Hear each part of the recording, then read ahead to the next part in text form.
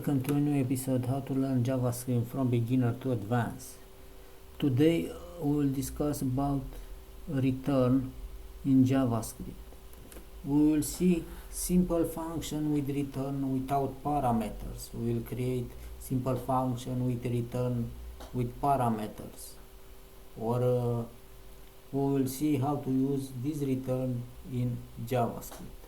Till now we create function but without return. We create function just for display something with console.log, but for today we will learn how to create a function with return. This return is used in all languages, almost in all languages of programming, and it's okay if you know about it.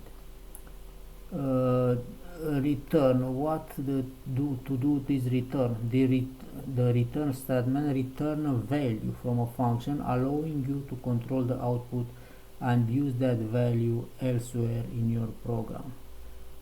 Practical, let's try to make an example with a simple function with return without parameters.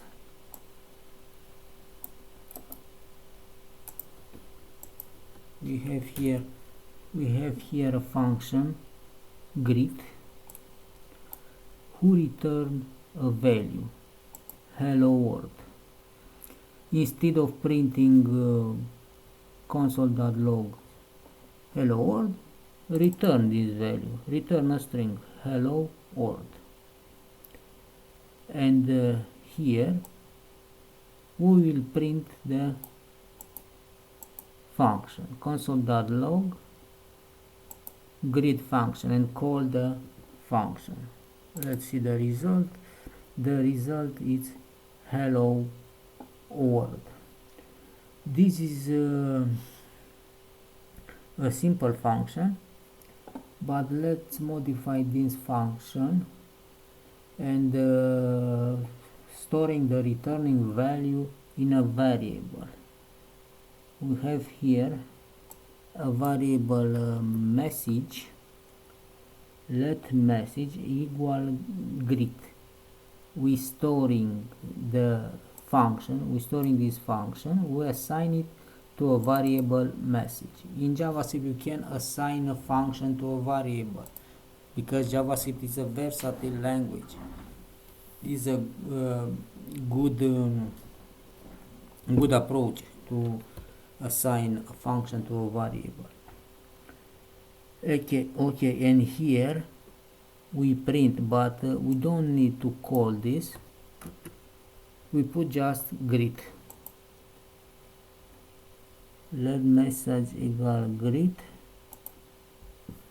2 seconds. Let message equal greet. Okay, she console.log greet show me function with constructor greet, but I storing the return value in a variable, and of course we should to return the output, the result, no? Okay, let's change console.log the message hello world. Do you see here I have a function greet who return a string hello world. This function I will assign it to a variable message, and after I put console.log message. Okay, let's modify again this function and to add some parameters for this function. Name first parameter and surname the second parameter. Return hello world plus we use interpolate name and surname. Sorry, again these dollars, we put surname before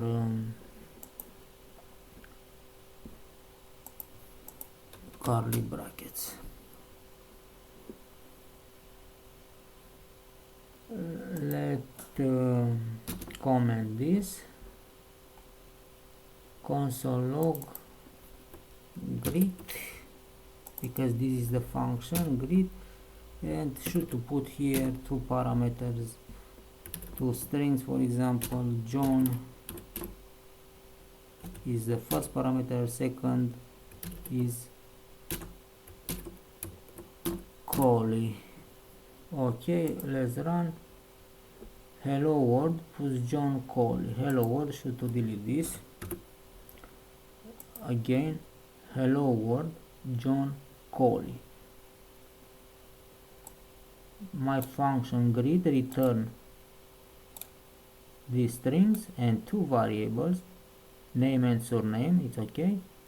We have here two parameters, and of course here when I call the function greet, I call it with two arguments, John and Collie. Ok, let's storing acum the variable to a message, and of course here should to put the message, console.log message, and the result should to be the same. Hello world undefined undefined. Hello world undefined undefined. Let's see why. I have two parameters, but here I have message a variable. I storing the function to a variable. No, I assign a function to a variable, but here I didn't put the argument. Should to put argument John and Collie.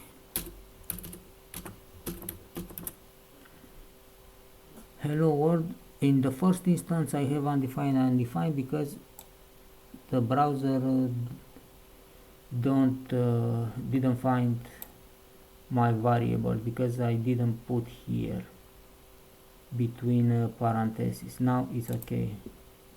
Hello world John Collie, and now I assign this function to a variable. I have now a function with two parameters, and I use return for return a value. My value in this case is this string at these two variable, and all this output I will assign it to a message variable, and this message I can to manipulate elsewhere in my code where I want. Okay, let's see now how to reuse the result in another part of code. Okay.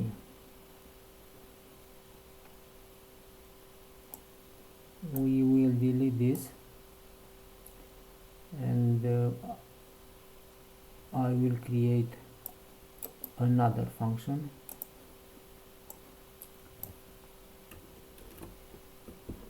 Should to reuse the